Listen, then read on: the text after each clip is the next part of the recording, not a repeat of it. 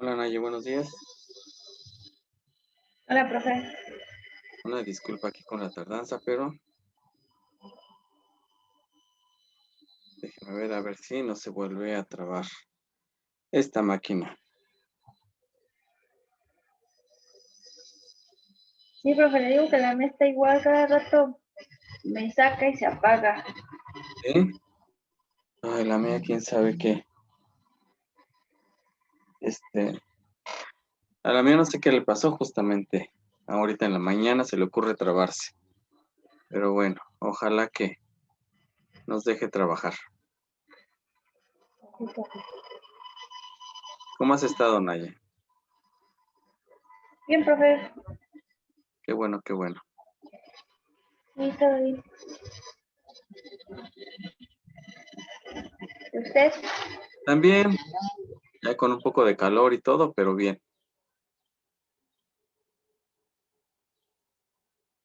Sí, ¿cómo ves? Pero aquí andamos.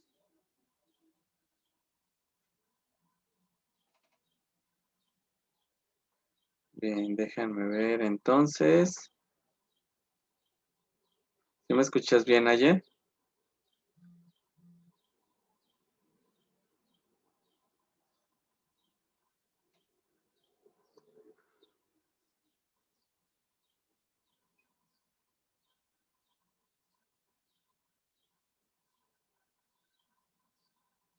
Ok, bueno, vamos a comenzar en lo que...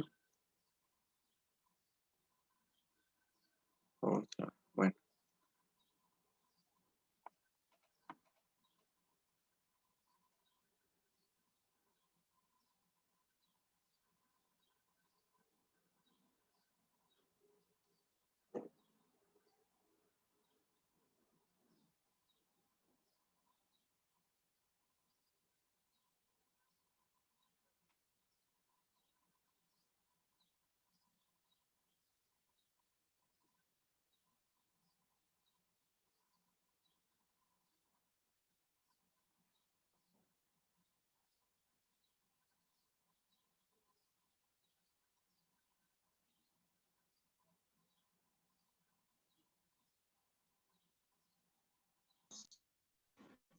hola Citlali, buenos días. Buenos días, Liz. Buenos días, buenos días. Disculpa, pensé que iba a dejar entrar esta cosa, pero parece que sí ya.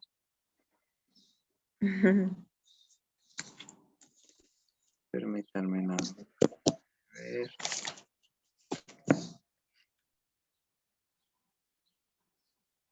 Bien, ¿a quién tengo? Ok, ya las tengo acá, sí. ¿Itzel nos ha conectado el día de hoy? Sí, todas, creo. ¿Sí? Claro. Ok. Bien, Sí.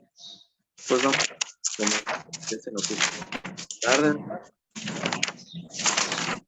Así que, pues bueno, hace unos días estábamos comentando acerca de lo que es la didáctica tradicional y les mandé un material ahí, es para que ustedes pudieran checar acerca de las características de este tipo de escuela. Les quiero compartir la pantalla, pero no me permite compartir, no sé qué pasa. Pero bueno, comentando sobre las características y retomando un poquito a la escuela, a la didáctica tradicional, la escuela tradicional, la escuela vieja, digámoslo así, pues comentábamos que las características pues era el magicentrismo, perdón, que era pues todo centrado en la labor del docente prácticamente, sí, más que en lo que el alumno pudiera pensar, pensar en sus características, en sus necesidades, pues todo estaba de acuerdo a las características del docente, ¿sí? Déjenme ver si puedo compartir, no me marca aquí. Déjenme ver qué está pasando. Me marca esa pantalla, no sé qué pasa. Bueno, Les sigo comentando. Después de toda esa presentación y esa tarea, pues ya la hicieron, ¿verdad? Entonces, ustedes pues ya tienen conocimiento acerca de lo que fue la escuela tradicional. Nada más para reafirmar, ya que hace 8 días pues todo lo vimos, o mi clase fue mediante celular, ¿verdad? No pude grabar la sesión por estar trabajando en el celular y entonces pues bueno, la vamos a retomar para que no se les olvide. Todo esto que estamos viendo pues van a ser preguntas de examen, global, así que para que la vayan analizando las características. Aquí recuerden que pues esta escuela es de la primera escuela que hubo, digamos que así como que se considera la primer tipo de escuela, de didáctica. Ajá, surge pues a través de los primeros pensadores que comienzan a identificar características de cómo enseñar y cómo se aprende. Espero que no se escuchen mucho los cohetes el día de hoy, ¿verdad? No sé si se escuchan. ¿No se escuchan? ¿No? Ah, bueno.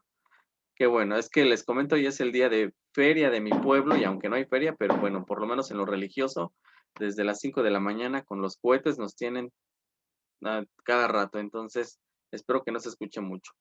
Bueno, entonces comentaba yo que esta escuela, pues bueno, de alguna manera empieza a clasificar y tiene que ver con la didáctica de Comenio. Ustedes recuerden a Comenio, en clasificar a los alumnos de acuerdo a los grupos por edades, sí, empiezan de alguna manera a fiarse mucho. Dijimos que esta era una escuela que era mucho pegada a la disciplina, sí, y a los valores morales. Empleaba mucho los castigos. Aquí los castigos eran muy fuertes, incluso los golpes, sí, aquí en este tipo de didáctica. Y bueno, de alguna manera no se pensaba en las necesidades e intereses del alumno, como ya les comentaba. Realmente este tipo de escuela lo que hacía pues era darle una gran relevancia al maestro y el maestro era como que el que tenía la razón en todo, el único que sabía, el que tenía la autoridad. Él se encargaba como en varias imágenes que les mandé, pues como que de pasar el conocimiento, nada más de vaciar en el alumno. Realmente no se fijaban por las características eh, o características que hemos estado viendo al final, por ejemplo, como intereses, necesidades, tipos de aprendizaje, ritmos de aprendizaje. Nada de eso interesaba al maestro. El maestro solamente le interesaba que el alumno aprendiera, ¿sí? Que el alumno memorizara conocimientos y entre más conocimientos memorizados tuviese, pues para ellos mucho mejor, ¿no? Entonces, era una de las características de esta escuela tradicional. Yo les comentaba a señorías Itzel Anaye que prácticamente esta escuela, pues como tal, no se ha quitado del ámbito educativo. Aún persisten algunas características de esta.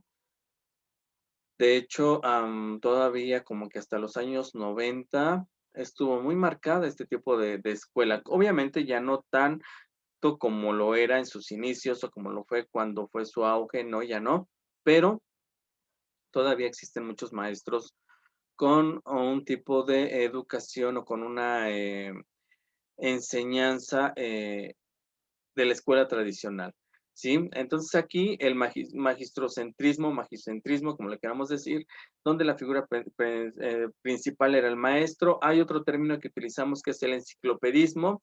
En esta parte es que aquí lo que importaba más era cuántos conocimientos memorizaba el alumno, ¿sí? Más que lo que pudiera poner en práctica. Es decir, aquí no importaba lo que ponía en práctica, sino lo que él se memorizaba. Eso era lo importante para el maestro. Ajá. Entonces había una gran separación entre teoría y práctica. O sea, no se llevaba a la práctica, sino que se aprendían los contenidos, se los memorizaban y pues de alguna manera no se analizaban, no se criticaban, no se reflexionaba sobre lo que se estaba aprendiendo.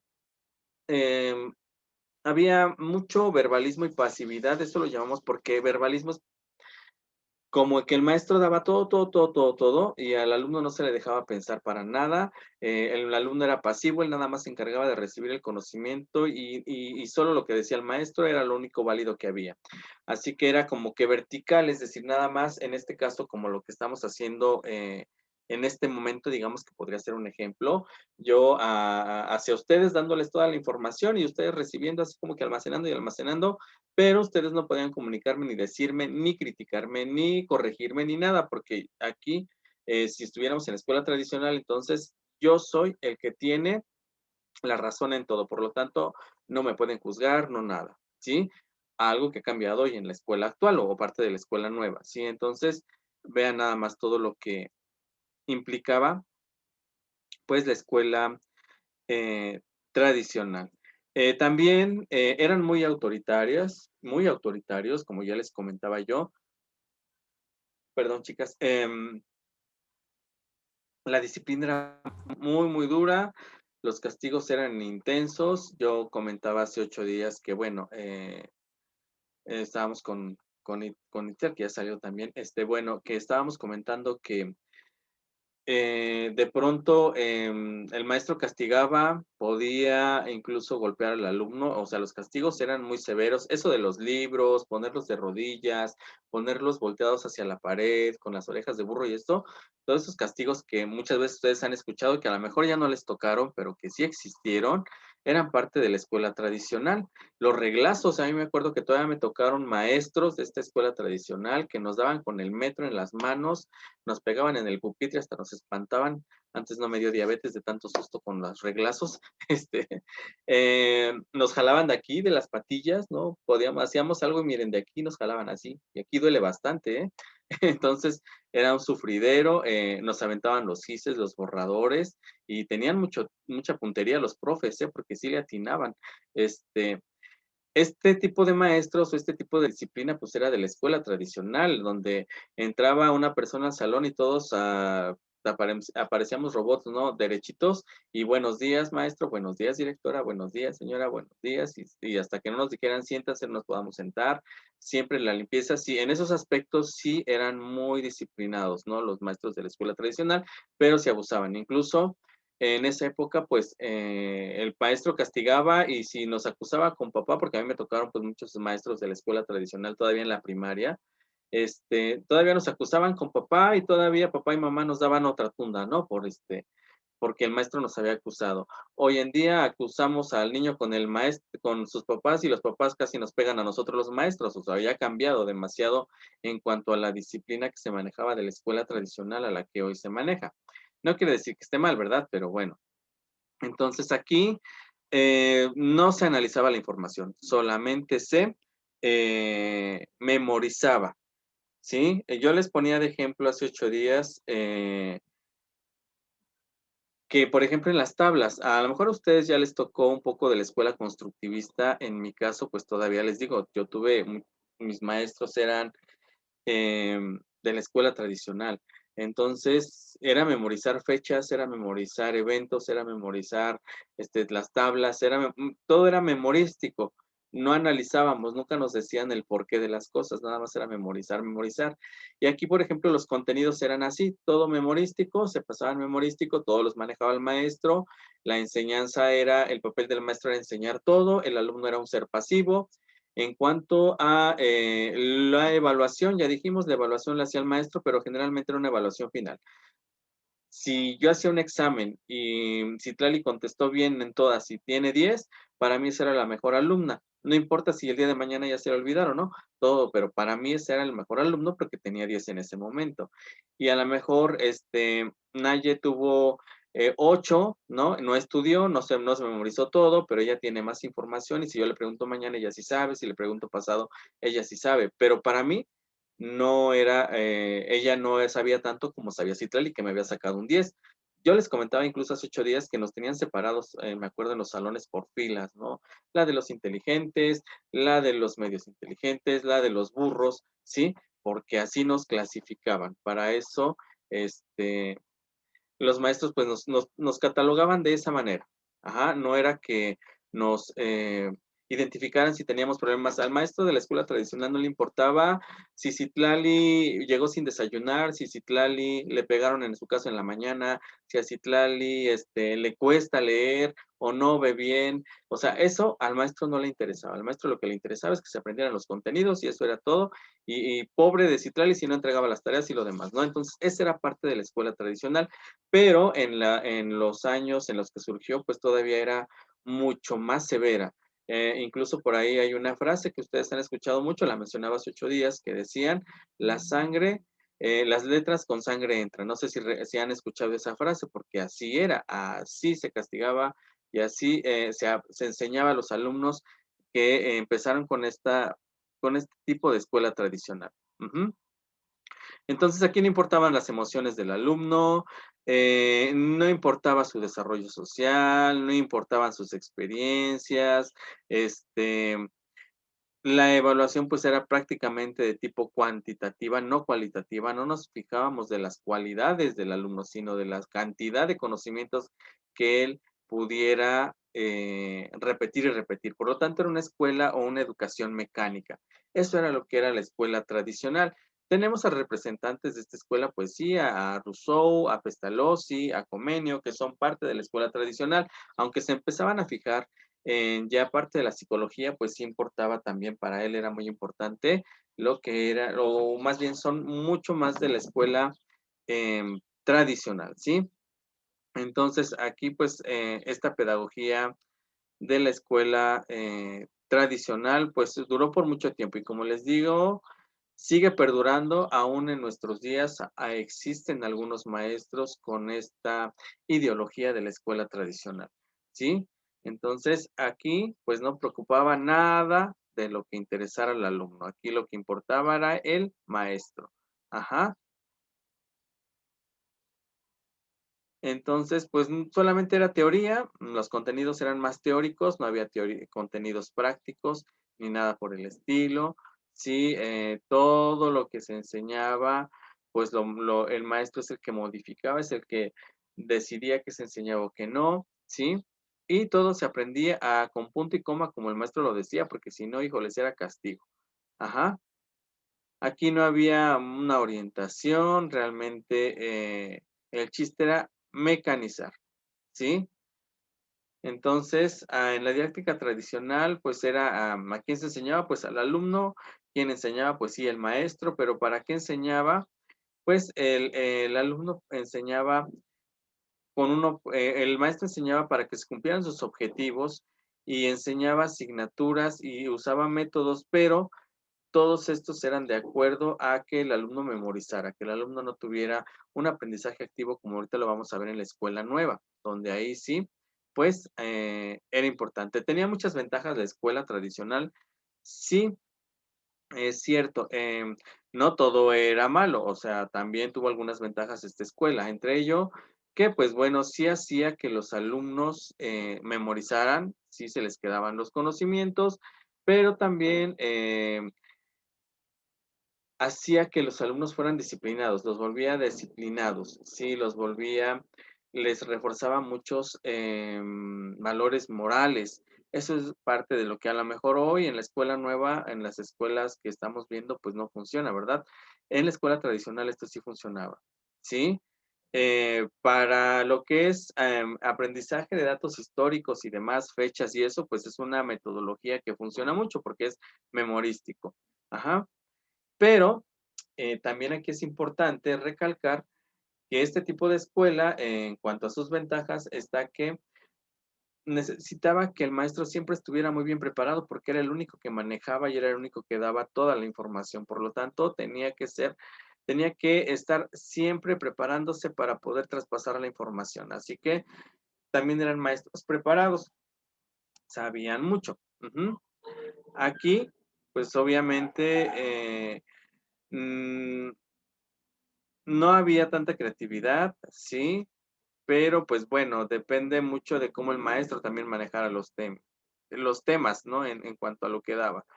Así que pues bueno, esas son entre las ventajas. Entre las desventajas de esta escuela, pues es que no había una relación entre alumno-maestro. Recuerden que no importaba esa parte de afectividad. Este, pues también no se quedaba la información a veces siempre como uno se quería, porque se la memorizaban para un momento, pero no para siempre, no era un aprendizaje significativo en muchas ocasiones. No había aprendizaje colaborativo ni cooperativo, solo era memorizar mucha información, pues no había relación teoría-práctica, recuerden, solamente mucha teoría, pero práctica no. Y pues bueno, era o lo que más podemos, digamos, como que la crítica más grande de este tipo de escuela es que pues los conocimientos que eran aprendidos por obligación, pues estos se olvidaban con el tiempo, no se quedaban o no eran relevantes para la persona, por lo tanto, pues no tenía gran impacto en el aprendizaje del alumno el conocimiento cuando era memorístico, ¿sí? Esta era parte pues de la escuela tradicional, la escuela que les digo, incluso hoy en día, pues sigue funcionando en algunos docentes, ¿sí? Muchos, no sé si a ustedes les tocó algún maestro con esta ideología, sobre todo los maestros viejitos, ¿eh? A mí me tocaron, pues imagínense, hace 20, no que 20, hace como 25 años, ¿verdad? Ya estoy grande. Me tocaron mis maestros, pues todavía eran maestros que venían de la escuela, de una formación de escuela tradicional, entonces eran muy arraigados a este tipo y así nos enseñaban, era memorizar, no teníamos práctica, era una evaluación sumativa, hablábamos yo de evaluación la otra vez, una evaluación sumativa al final y si obtenías 8, 9, 10 era lo que sacabas, no importaba otra cosa, o sea, al maestro solo le importaba ver calificaciones buenas, ¿no? No el por qué no sacaste un 10 o no el por qué sacaste un 5, eso ya no le importaba, ya nada más catalogaba. Entonces, también pues cabe aclarar que durante esta corriente también la psicología ahí no entra mucho, la psicología ya la vamos a ver después y eso hace que cambie la ideología acerca de lo que es la escuela tradicional. ¿Alguna duda hasta aquí, Citlali? No, Lick, todo bien. ¿Pura? Ok, no hay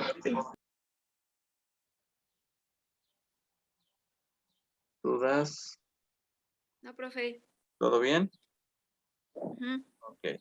Bueno, recuerden, porque todo esto va a ser parte de su examen. Así que ustedes sabrán. Nada más no lo pregunte. Entonces vamos a hacer como la escuela tradicional. Se van a aprender todo de la escuela tradicional, características, porque dentro de 8 días voy a preguntar. ¿Vale? No, más bien, dentro de 8 días, chicas, vamos a hacer examen porque no les he hecho a ustedes examen escrito. Así que estudian hasta lo que veamos el día de hoy, porque pues vamos a hacer un pequeño examen que les voy a mandar vía WhatsApp para que ustedes puedan contestar y me lo regresen. ¿Les parece? Así que están avisadas, ¿eh?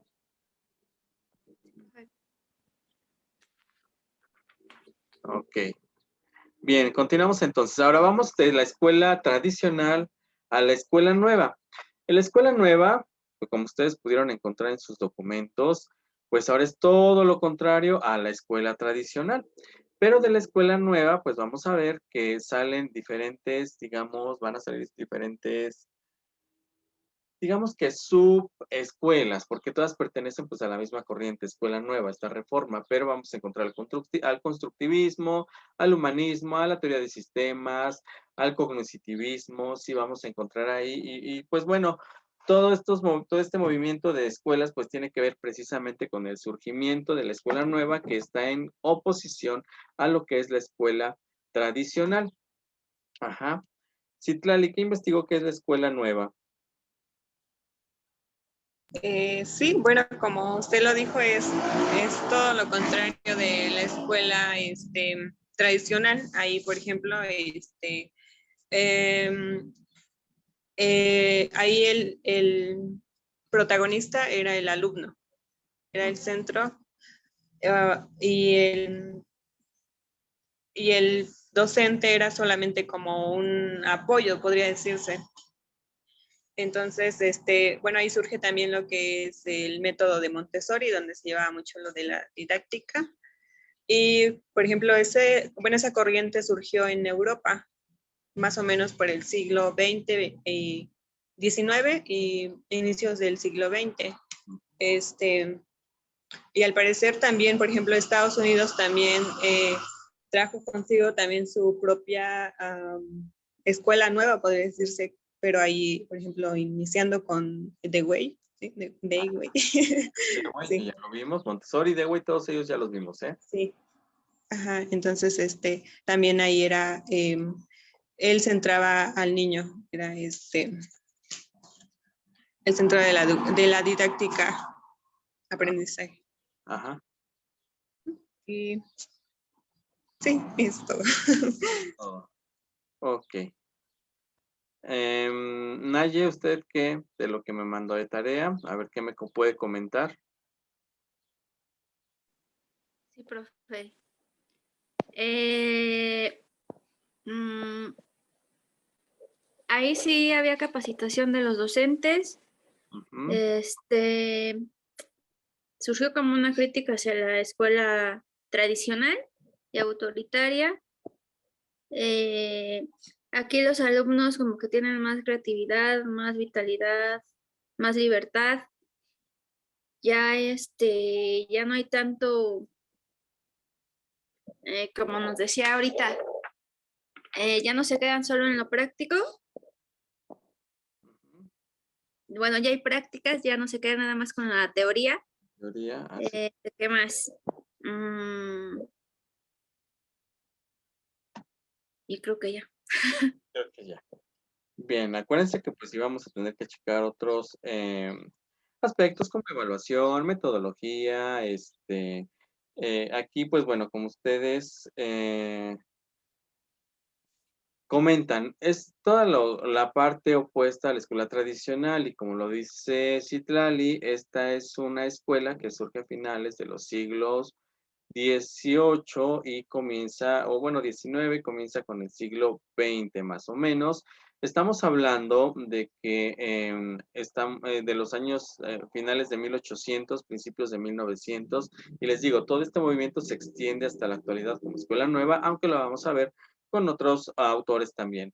Tenemos a varios precisamente, ¿se acuerdan que veíamos en teorías de la educación? Pues a varios personajes que tienen que ver con lo que proponían, cómo se debería de enseñar, cómo debería de ser la escuela. Entre ellos, pues a John Dewey, muy importante a principios del siglo XX, a Montessori, pero no solo Montessori, también tenemos por ahí parte de toda esta escuela van a ser de Kroll y todos los que vimos por ahí al último son parte de la corriente de la escuela nueva, aunque los vamos a encontrar también en el constructivismo, en el cognitivismo y demás que vamos a estar viendo. Bien, déjenme ver si me permite compartir, no sé qué pasa que ahora no me permite compartir la pantalla para ver la presentación. Déjenme ver qué está pasando. Déjenme checar. Bueno, les comento mientras checo a ver si me abre aquí nuevamente para mostrar. Este tipo de escuela, pues ya no es una escuela donde el centro de atención sea el maestro. Aquí cambiamos el papel. Aquí el centro de atención en la escuela nueva va a ser el alumno. Por lo tanto, aquí ya no es magicentrismo, aquí ya va a ser el paidocentrismo, ¿sí? Centrado en el alumno, ¿sí? Entonces aquí esta educación es de carácter, o todo el centro o más bien todo el proceso educativo va a girar en torno a las necesidades e intereses del alumno, porque aquí sí preocupan esa parte precisamente, las necesidades e intereses que tengan los alumnos. Ajá. Esta escuela, sobre todo, su más grande precursor, como lo mencionaba Citlali, pues tiene que ver con la pedagogía de Dewey. No sé si se recuerdan ustedes de qué hablaba Dewey. Lo vimos hace como que, quién sabe cuánto, ¿verdad? Hace como 2 cuatrimestres.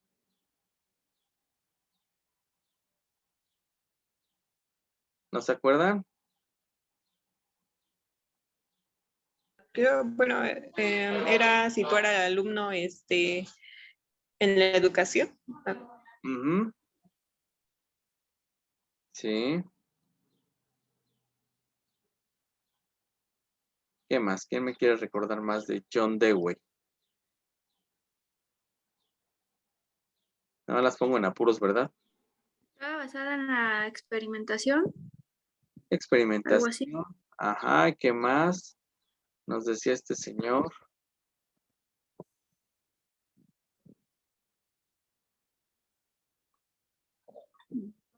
Bien, pues bueno, no los voy a poner en apuros para que nos acordemos. Déjenme ver entonces. No se comparte, no sé qué pasó.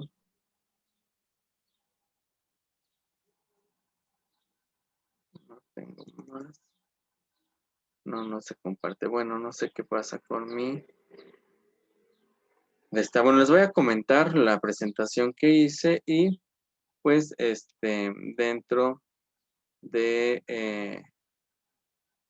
a ver, déjenme ver si en PowerPoint no me lo pasa. Puras fallas con mi máquina el día de hoy. Pero bueno, ya para qué hago corajes, ¿verdad? Mejor se los comento. Bien, vamos a ver entonces lo que es la escuela nueva o la pedagogía activa. También la vamos a llamar así, pedagogía activa, este tipo de escuela. Bien, este tipo de, o esta escuela nueva, pues bueno, ya nos decía cuando surge su compañera Citlali. Y pues es una corriente pedagógica, una parte de la pedagogía que de alguna manera tiene un mayor realce después de la Segunda Guerra Mundial, después de la Primera Guerra Mundial, ¿sí? Aquí entonces, de alguna manera, lo que intenta esta tipo de escuela es mejorar, ¿sí? Lo que eran las características y aquellos desaciertos que tenía pues la educación tradicional o la pedagogía tradicional, ¿sí? Entonces, esta escuela plantea, o su modelo nos dice que la educación debe de estar planteada en el desarrollo del niño, ¿sí? Y que esta debe de ir evolucionando de acuerdo a esas necesidades e intereses y desarrollo evolutivo cognitivo que tienen los alumnos. Ustedes recuerdan que no es que estábamos viendo a estos autores precisamente, y cada uno de ellos empieza a preocupar precisamente, valga la redundancia por esa tanto precisamente, ¿verdad? Pero bueno, empiezan a preocuparse por dar educación basada en necesidades e intereses del alumno, pero sobre todo en dejar que el niño fuera niño, ¿no? Ellos comentaban o decían en la escuela nueva, los autores de la escuela nueva decían que teníamos que dejar al niño ser niño, al niño vivir como niño y en base a estas características tener que irlo educando de acuerdo a cómo va evolucionando, irle dando los conocimientos de lo más fácil a lo más difícil para que los fuera adquiriendo y basarnos también en si tenía alguna otra situación que impidiera que él no pudiera aprender correctamente. Entonces, en la escuela tradicional, pues, déjenme checar por aquí. En la escuela tradicional, pues se basaba mucho en esta parte de hacer que los niños, o basarse en el desarrollo evolutivo del alumno. Eso era muy importante para la escuela nueva, algo que empieza a modificar, ¿sí? Entonces, aquí entre los más destacados pedagogos, pues vamos a tener a todos estos que nosotros vimos a partir de lo que fue la escuela nueva. Nuevamente aquí van a entrar Rousseau, porque a pesar de que formen parte de la escuela tradicional por parte de su ideología, también en la escuela nueva, pues acuérdense que Rousseau fue el primero que dice que dejar al niño ser niño, Pestalozzi también nos decía lo mismo, John Dewey, Montessori, Ferriere, Freinet, Piaget, de Crowley, y bueno, todos los que vimos, pues son parte de esta corriente de la escuela nueva. Aquí, sobre todo, va a descansar el gran peso de la escuela nueva, pues en John Dewey, ¿sí? ¿Por qué? Porque él reconoce o él dice, habla en su teoría, sí, de que fuera más práctica la educación, como dicen ustedes, pero sobre todo centrar a la escuela en los intereses del desarrollo, en los intereses del niño, sobre todo, para poder desarrollar todas sus capacidades. Y además, pues él decía que el niño era un ser que podría participar en su proceso educativo de aprendizaje, ¿sí? Que no solamente era un ser que estaba para percibir y recibir todo, no, sino que era un individuo o un sujeto que podría participar y construir su aprendizaje, ¿sí? Entonces, por eso es muy importante John Dewey como precursor de todo esto. También aquí, pues algo muy importante, recuerden que en la escuela tradicional, pues incluso los conocimientos que se daban no estaban tan, ¿cómo les puedo decir?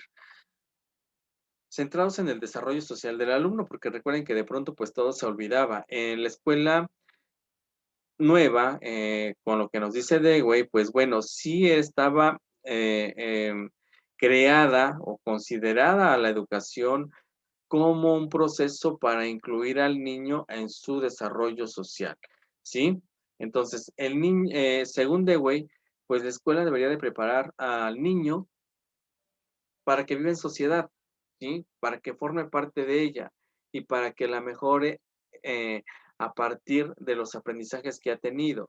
Entonces, Dewey decía que el alumno aprende haciendo y como dijo Naye, pues entonces aquí sí tenemos esta relación de teoría y práctica. Ujú. Según Dewey, pues bueno, la educación tiene 3 aspectos muy importantes como debe ser tratada. Por una parte genética, funcional y de valor social. Genética porque vamos a ir enseñando de acuerdo a la evolución del alumno y aquí su evolución es de manera también biológica, pero también de acuerdo a la parte de todo lo que el niño ya tiene como características, como parte de la genética y que nosotros tenemos que manejar, saber conocer para que el alumno pueda aprender mejor. Por otra parte es funcional, ¿sí? Porque aquí todo lo que se le está enseñando al niño es parte de procesos mentales y lo llevan a que cree nuevos conocimientos, ¿sí? A que genere nuevo. Y esto hay un proceso de nuestro cerebro, de la mente, para adquirir los conocimientos. Y también aquí tiene que ver pues, la fase biológica, cómo interviene precisamente el funcionamiento del cerebro para la adquisición. Y también son de valor social. ¿Por qué de valor social? Pues bueno, porque todo lo que el niño aprende en la escuela le debe de servir para ser mejor en esa sociedad, para insertarse mejor a la sociedad en la que está. Así que Dewey pues decía que el alumno debe tener experiencias, siempre experiencias.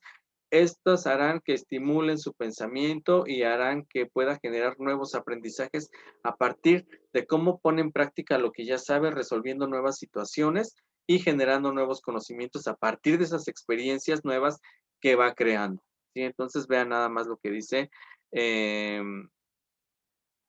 Dewey. Por otra parte, también tenemos por ahí a De Crowley. De Crowley, recuerden que hablando de la educación o la escuela nueva, pues él decía que el currículum debería de ser un currículum global, es decir, que incorporara todas las características y que después fueran desarrollando poco a poco, ¿sí? Entonces, esta escuela, ¿sí? Entonces, el papel del maestro, como decía Citlali en la escuela nueva, el papel del maestro ya no es el de ser todo el que tiene el conocimiento y el que va a dar todo, no. En la escuela, ¿cómo se llama? La escuela nueva, el docente, ¿sí? El docente adquiere un papel activo, pero ya como guía, como, ¿cómo les puedo decir? Como orientador del conocimiento. Ya no les va a dar todo a los alumnos, los va a ayudar a que ellos construyan su conocimiento, les va a brindar herramientas para que ellos puedan generar nuevos conocimientos, pero no les va a dar todo. No como en la escuela tradicional que el maestro vaciaba la información, al alumno, ¿no? Hiciera que se memorizara. No, acá el docente en la escuela nueva sí va a hacer que el alumno razone, analice lo que se le está dando, ¿sí? Que el alumno realmente sepa o aprenda a hacer este razonamiento, este análisis de la información. Ya no es como en la escuela tradicional donde se enseñaban las matemáticas y se las tenían que aprender de memoria o salteadas y siempre las tenían que tener, ¿no? Acá en la escuela nueva, pues aparte de enseñarle 2 por 2 4, 2 por 4 8, 2 por 5 10 y así, ¿verdad? Aparte se les enseña el por qué 2 por 4 son 8, el por qué 2 por 5 son 10, o incluso otras maneras de que ellos puedan aprender a multiplicar y obtener resultados. Entonces, aquí sí se enseña a pensar al alumno, no como en la escuela tradicional, que solamente te aprendes las tablas del 12, hoy, mañana te las pregunto, ¿no? Y si no, no sales al recreo. Entonces, pues ya todos nos las aprendíamos y no importaba si no sabíamos ni cómo obteníamos el resultado, ni por qué nos daba eso, ¿no? O a veces memorizábamos tanto que ya cuando nos las preguntaban salteadas, pues ya ni nos las sabíamos porque pues todo tenía un orden de acuerdo a como nos lo fuimos aprendiendo y de pronto si ya el maestro no las cambiaba, pues ya no las podíamos decir. Aquí no, en la escuela nueva se trata de que el alumno siempre tenga los conocimientos frescos, digámoslos, y que los utilice cuando sean necesarios, sí, con la escuela nueva. Entonces aquí el maestro es un guía, es un orientador, un facilitador de la información que se va a aprender el alumno. Chicas, se me va a acabar mi tiempo aquí. Cierro tantito medio minuto y paso a la siguiente sesión, por favor. Se vuelven a conectar, por favor. Déjenme terminar aquí.